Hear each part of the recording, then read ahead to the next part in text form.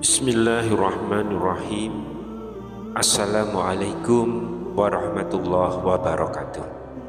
Syukur alhamdulillah kita masih dipertemukan kembali di channel ini.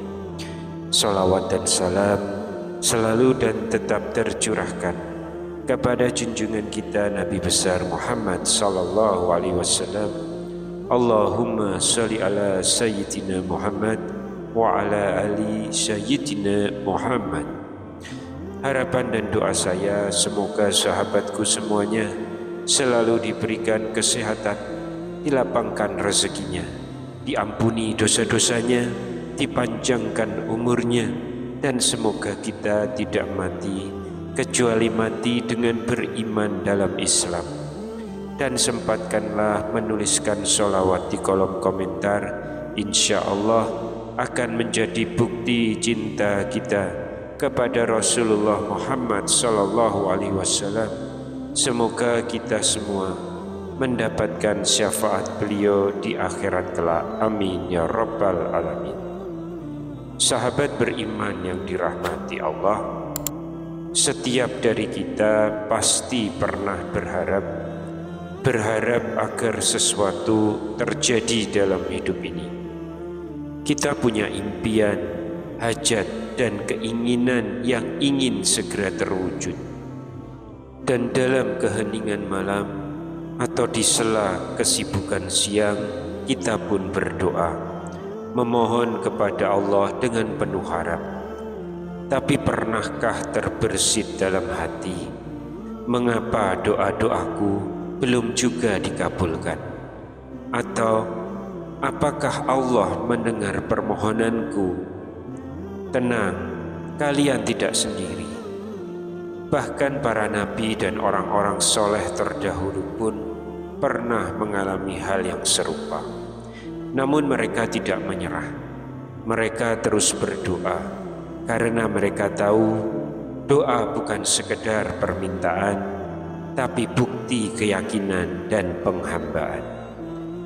Lalu bagaimana agar doa kita lebih mudah dikabulkan? Adakah adab atau amalan yang bisa membuka pintu langit agar rahmat dan jawaban Allah turun? Imam Al-Ghazali, seorang ulama besar dalam Islam, telah menjelaskan 6 amalan yang bila dilakukan insya Allah akan membuat doa lebih cepat dikabulkan. Dan bukan hanya itu, beliau juga mengajarkan waktu-waktu mustajab yang menjadi momen emas untuk berdoa. Yang pertama, memilih waktu yang tepat. Doa memang bisa kapan saja, tapi ada waktu-waktu tertentu yang sangat istimewa. Ibarat seorang hamba mengetuk pintu istana, maka waktu-waktu mustajab adalah saat pintu itu benar-benar terbuka lebar. Imam Al-Ghazali menyebutkan yang pertama, hari Arafah, saat jutaan jamaah haji menumpahkan doa di padang Arafah, langit seolah lebih dekat. Yang kedua, di bulan Ramadan, bulan penuh berkah, di mana amal dilipat gandakan dan doa-doa diangkat ke langit. Yang ketiga, hari Jumat. Ada satu waktu di hari Jumat di mana tidak ada doa yang ditolak. Kemudian yang keempat, sepertiga malam terakhir. Saat dunia terlelap, Allah turun ke langit dunia dan berfirman, adakah hambaku yang berdoa, maka aku kabulkan. Yang kedua, memilih kondisi yang tepat. Ada juga kondisi-kondisi tertentu yang membuat doa lebih mustajab. Yang pertama, saat sujud dalam sholat, maka itu adalah posisi paling dekat seorang hamba dengan Tuhannya.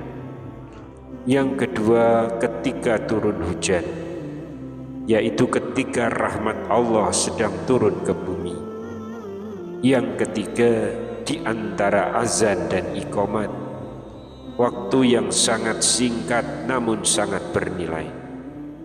Kemudian yang keempat, usai sholat wajib, di mana hati masih lembut dalam keheningan zikir. Yang kelima, saat menghadapi musuh, di mana doa dalam kondisi terdesak akan lebih khusyuk. Kemudian yang ketiga, menghadap kiblat dan mengangkat tangan.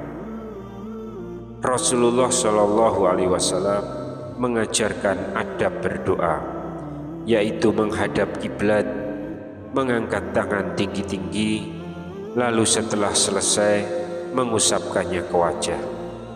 Ini bukan sekedar simbol, tapi bentuk kerendahan hati seorang hamba yang benar-benar berserah diri.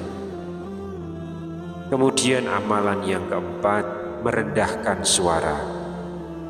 Dalam Quran surat Al-A'raf ayat 55, Allah berfirman, "Berdoalah kepada Tuhanmu dengan rendah hati dan suara yang lembut. Sungguh Dia tidak menyukai orang-orang yang melampaui batas." Berdoa bukanlah orasi. Ia adalah bisikan hati yang lembut, yang lebih didengar Allah daripada teriakan keras.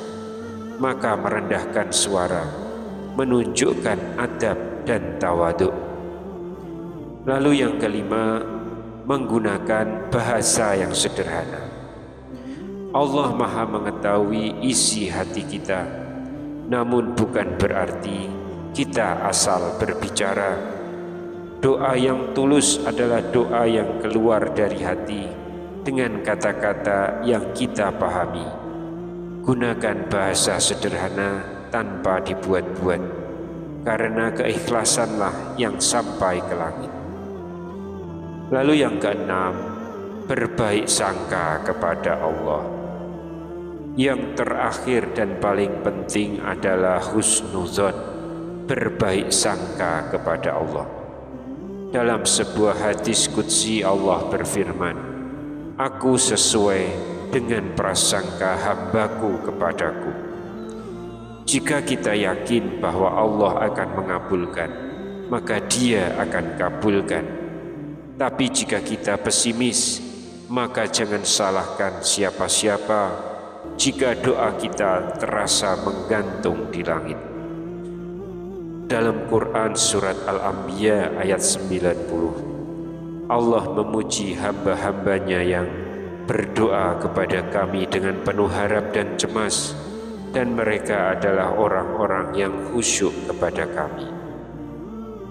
Sahabat seiman yang dirahmati Allah, kini kita berada di penghujung bulan Syawal.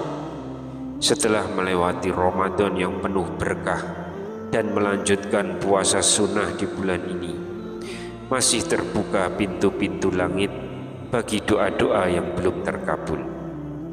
Syawal adalah bulan pembuktian. Setelah sebulan ditempa di Ramadan, kini kita ditantang. Apakah ibadah dan doa kita berlanjut? Inilah waktu terbaik untuk memperbaiki cara kita. Jangan pernah lelah berdoa, karena doa adalah bukti bahwa kita masih bergantung kepadanya.